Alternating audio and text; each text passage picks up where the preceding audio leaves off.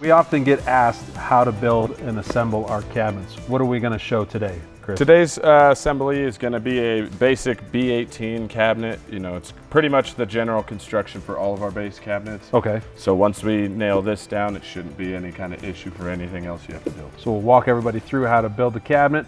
Are there specific tools that we need to point out? Yep. Okay. Specific tools is going to be our common 18 gauge brad nailer, which is what we use for our box construction. Okay, so that's going to use a standard 18 gauge brad nail. Yep. Inch and a quarter long. Next, we'd have our galvanized crown stapler, also an 18 gauge. Okay, so just a typical crown stapler, nothing fancy there? Okay. Nope. Usually we run about a 3/4 inch, specifically for the frame. Okay. And then standard cordless drill, pretty much the basic tools you're gonna need. Okay, so we got a couple of general hand tools, some general wood glue, tight bond. Yep. Your typical wood glue that you would use for put the frame on, and then if you have to squeeze something together, you've got a 30-inch clamp. Definitely, yeah, okay. Just in case. Sounds good. All right, let's get into the build. So first thing we're gonna do here is we're gonna open the box that our guide rails come in. Okay. As you can see, there's 2 feet for mounting. Okay. And so then those are the back brackets? Yep. These would mount to the back. This would be our locks for the bottoms of our drawers once we get those assembled. We'll set these aside for now. Okay. And then also our 21.5 inch glides for our 24-inch deep cabinet. Okay, perfect. So we've got a left and a right guide there. And they're always specific as well. Okay. They match just like so. Good to know the back has the little tab on it that goes into the back of the drawer. Yep, so. Definitely. So this, you could recognize the back would be this little foot right here, and then this right here would slide in like so. To your back bracket. Okay. So we are actually working with the back of the cabinet, and we're going to just put the guide holds on the back of the cabinet. We sure are. Okay. So we mount these first. Right. Just specifically because once you get your box construction in there, you got to remember that this is going to be a side panel. Gotcha. So to get your drill into this accessible hole right here is a little bit difficult. So it's always easier to kind of mount these in the beginning stages. Okay, and then there is an up and a down here. There sure is. The bottom of the cabinet. Good pointing out. Yep. Okay. So the dado is always in the base cabinets. They're always going to be dadoed at the bottom. Right. Whereas wall cabinets are going to be dadoed on both sides. So kind of a unique part to this is that these are adjustable and then go left or right, correct? And Definitely. That's on purpose. Why that is on purpose, specifically for drawer adjustments. You know, sometimes floors or walls are uneven, so it could skew the face of the cabinet. Okay. So in order to get those drawers aligned with that face frame, you could definitely reposition these to get that flush. And that doesn't happen on every cabinet, right? That's on our cabinets, but I've never really seen that anywhere else. I've never seen it anywhere else as well. Just a higher level of adjustment on our cabinet. Most definitely. Okay. And then a newer feature also is this set screw. So as you were saying, is this free position here. Once you get that set to your position, you would mount that down. Okay. Perfect. We'll go through and we'll mount these feet. We just want to make sure that they're nice and sturdy once we get the glides actually set onto these feet. So that's going to hold the load of the drawer in the back of the cabinet. So you want to make sure that you fix them nicely. Definitely make sure they're fixed tightly. Once we get that, we can start our general construction, which would be a side panel. You can always tell the side panels, for one, based on the dado running along the back side and the toe kick along the front. So this being the front of the cabinet, back of the cabinet, and then your adjustable shelf holes. Yep. Okay, perfect. So we'll position this finish side down.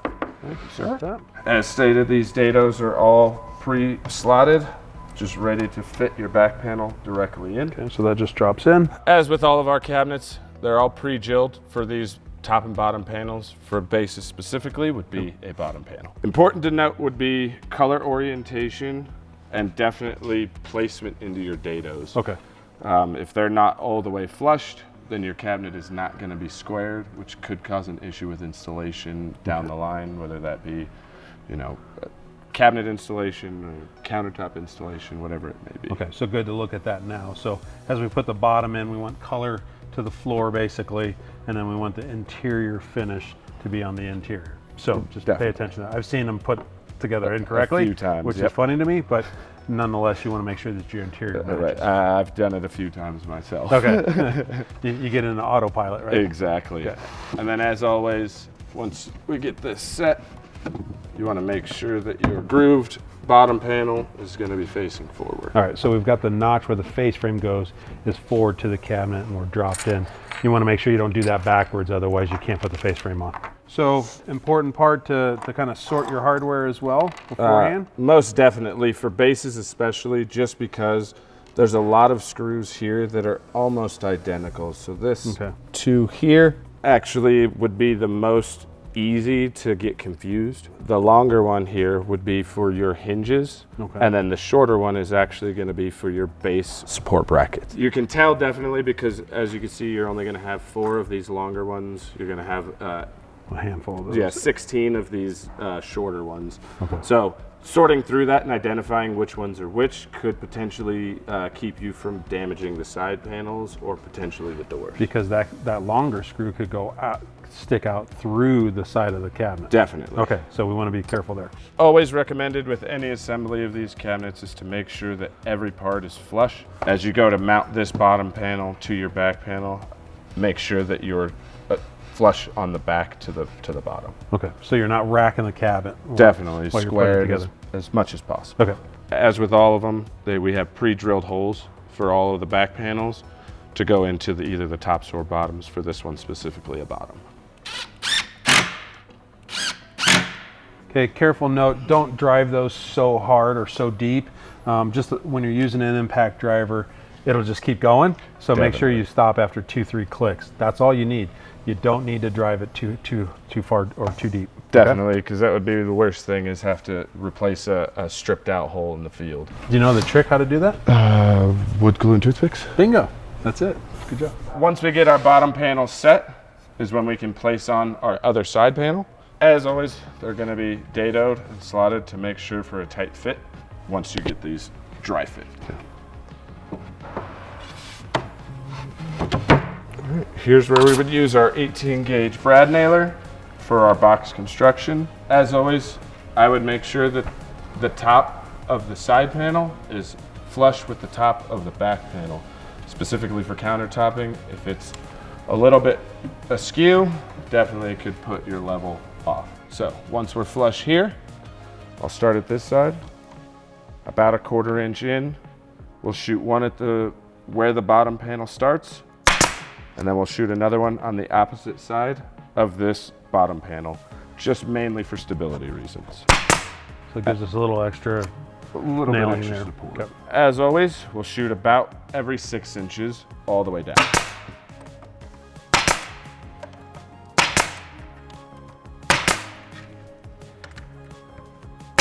Do you have to nail the side panels, or if you had glue and some clamps, is that another way to do this? Yeah, most definitely. Glue and clamps could work.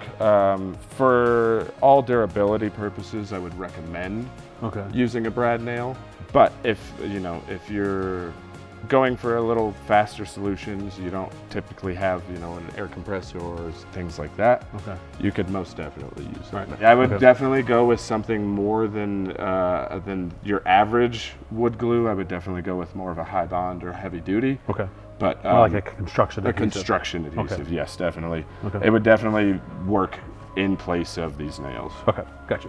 Once we have our one side nailed, we'll flip it over. Again, we'll flush in the top. Flush the top, and then we'll run our nails again, 1/4 inch from the edge, one on each side of the bottom panel, and then around every 6 inches.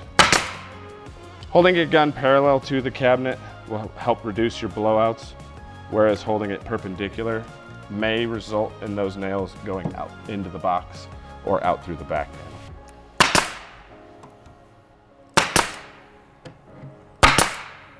After we get our basic construction of our side panels nailed to our back and our bottoms mounted, we can attach our toe kick. Making sure that everything is flush and symmetrical is definitely key for this.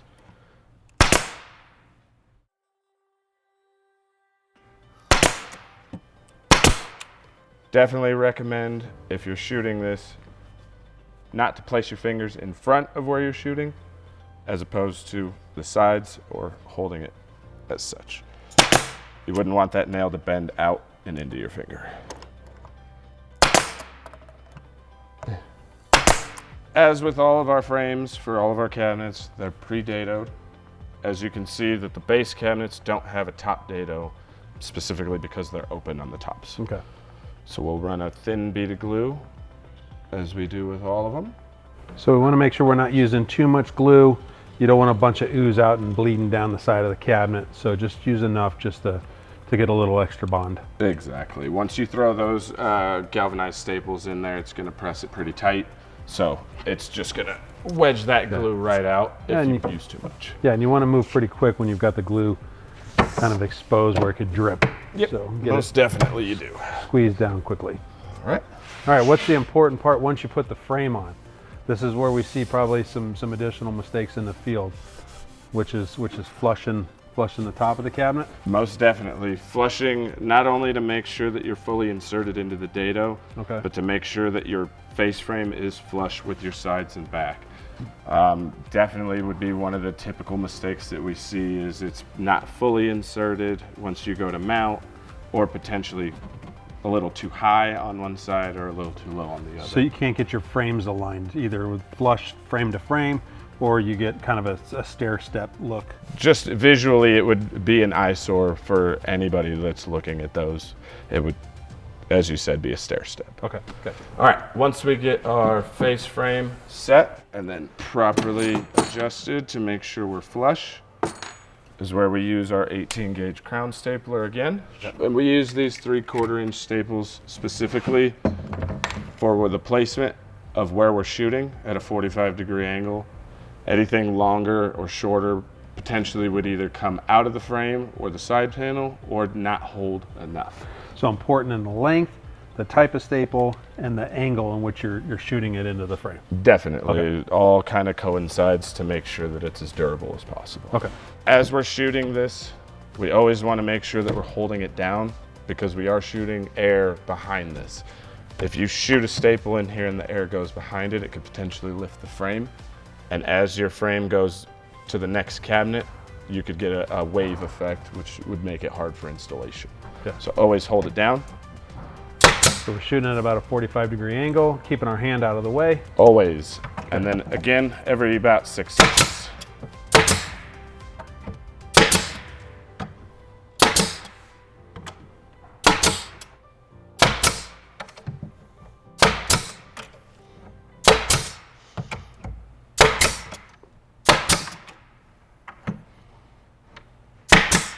All right, once you get your sides mounted is when you can go through it and mount your bottom panel to your face frame.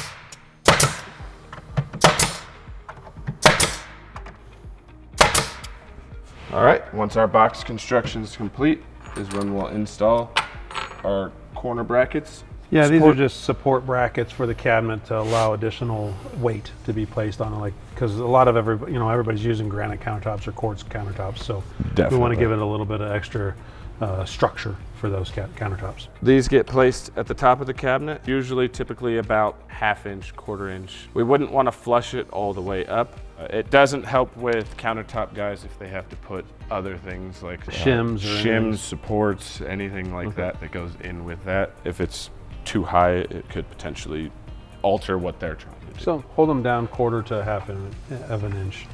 And that's better for the edge of the plywood anyways.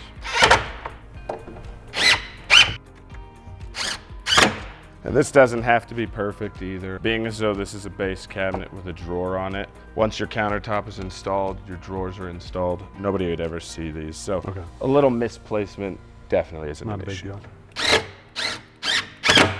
Bracket installation for the face frame is a little bit different, whereas you have these pocket screws which connect our frame parts together to make a seamless frame. So you wouldn't utilize all of those holes, you would just utilize the one in the back closest to the side. Also, you would want to position that hole in between your 2 pocket screws, simply because they're not shallow enough at this hole to where they would it would catch those screws and then throw the frame, potentially break it.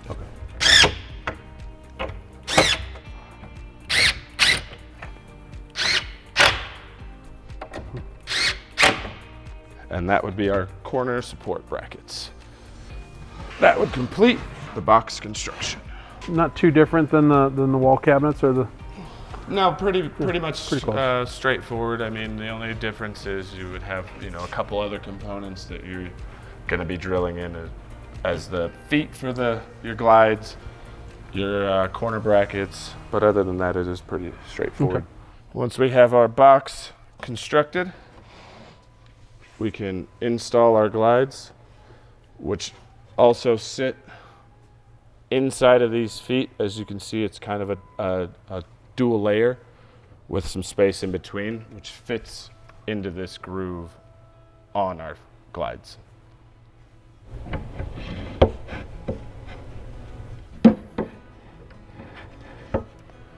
All right, once we get those installed into the feet, that's when we can use our extra screws from our corner brackets. We could actually use to mount these into the face frame. As with all of our cabinets, the frames are always pre-drilled holes for all of our glides and all of our doors. We would line up our pre-drilled hole with our first hole here on our glide, and that's where we would mount. We can move on to our drawer construction, which is always going to be 2 side panels. The front panel to our box is always going to come mounted to the face of our drawer. Okay, so it's already pre-mounted. It's already pre-mounted. And then this is our bottom panel, which creates the bottom of our drawer box. As you can see, it's all dovetailed. It all fits really tightly together. It should pretty much just seat with some general force. Not a necessary tool, but definitely good to have. Yes. Seats there. So one of the things that I always like to recommend as a pro tip, because I see this happen quite frequently, is to actually use a block when you're doing that. Definitely. Because a lot of people will hit one side too hard and break the dovetail. Yep. So it's always good, you can use it that way or this way, and then that'll seat it nice and flush. You're not snapping off any of those. So that's a little bit of a pro tip. When I was putting these together, I noticed that was happening. So it sure does, all the time. With our drawer construction, we'll put our 2 side panels in. David's pro tip here. Once we get our sides for our drawer in, we will get our bottom panel in. A way to differentiate the 2 sides of the bottom panel is one side is finished, okay, one side is not. Okay. Good. So the rough side is always going to be the bottom. This would be your interior, your drawer box. Okay. So that just slides into the dado all the way to the front of the cabinet or drawer. Sometimes it takes a little coaxing. A little bit. One little tap. And she falls right in there. And then once we get that in there, we'll get our bottom or our back panel in. Okay. And we'll get those seated into the dovetail. Okay. One thing I recommend is definitely if you're building your drawers, when you go to put your back panel on, I wouldn't hit it like this. I would recommend turning it like this. And using the table. Using the table as your solid surface. The issue that you have is force kind of travels through wood. If you bang this side, blow that Pops side out. that side out. So, rule of thumb that I always have is kind of set it down, then you can use both sides, kind of get it in there easily. Yep.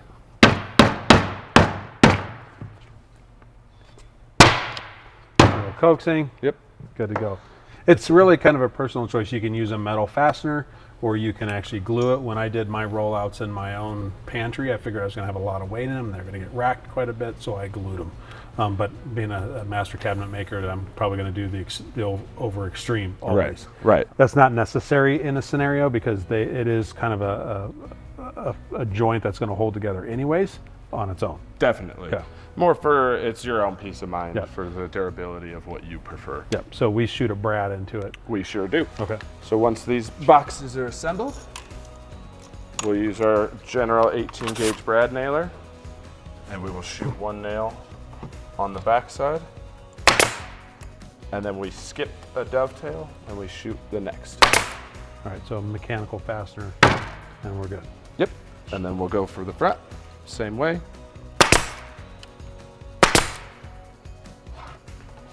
Flip it over.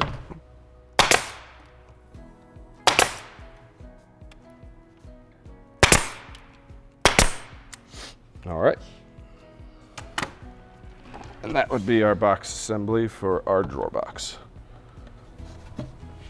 Once we have that completed, is when we would install our drawer locks. So these are the latches that hold the drawer to the guide. They sure are. Okay. And then also too, is they are side specific too. If you look real closely, there's a small R and a small L. Those are specific to the sides. Although when we're installing this, we're building it upside down. So it's backwards. So it's backwards. When we go to install them, we want to make sure that our left is on our right and our right is on our left. You can definitely use the hardware provided with these. I would recommend, it comes with 2 sizes of screw. I would definitely recommend using the smaller size of screw. Once we get our left on our right and our right on our left, as you can see, there's already these holes that are provided, and we'll mount those straight into the side of the drawer box. Okay. We would mount to the bottom, but this is a very thin 1/4 inch panel, and anything really 1/4 inch or less could technically protrude through that, and we wouldn't want to break that actual panel. You don't want to go too heavy on the trigger here. You want to back off of it a little bit and just seat it. You don't want to strip it.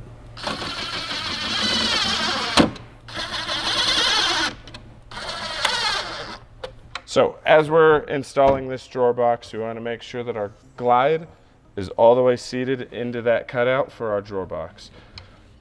As we're pulling this in, we want to make sure that this hook actually seats into the back of that hole.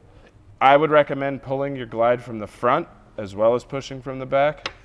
As you can hear, that little click ensures that our lock was engaged and the foot is actually resting in the back of the drawer holder. This hole and position and foot is actually to make sure that your drawer box isn't going to lift off of the drawer glide in the back. All right, once we have our drawer installed is when we can go to our door installation. This is a typical installation for all of our doors, whether that be bases or walls. Okay. They're all going to be pre-drilled cutouts for your hinge placement plus your screw locations. Okay. Got our hinges set, put our screws in. And again, you don't want to over tighten these as it would cause a problem for your hinge to be loose or potentially make your door fall out. Typically with our base cabinets, if we have one door, both sides of your frame are actually going to be pre-drilled for placement based on your specifications of what you would need. So whether it be a left hand or a right hand swing door. Exactly. Okay. So it's all going to be universal for those options if you need. And shaker, because there's no detail outside of, like there's no arches or anything, you can flip that door up and down. Exactly. So yeah, they're all going to be universal in placement. Okay. So if need be, yes, you could go from a left hinge to a right hinge and it wouldn't be very hard to do. Okay. For this cabinet, we're going to mount hinge left with a left hand swing. We'll place our hinges onto those holes where it's pre-drilled, screw in, and again, just zip it till it's tight. Definitely wouldn't forget your rubber bumpers. A last step, I would say, rubber bumper placement for all of your doors and drawers. I would like to flush them just to kind of make sure that they're hitting those edges that are coming in contact with the frame. That's pretty much the assembly of a base cabinet. It sure is. So quick and simple white base cabinet, shaker style. Yeah, just be careful, take your time, and get it right.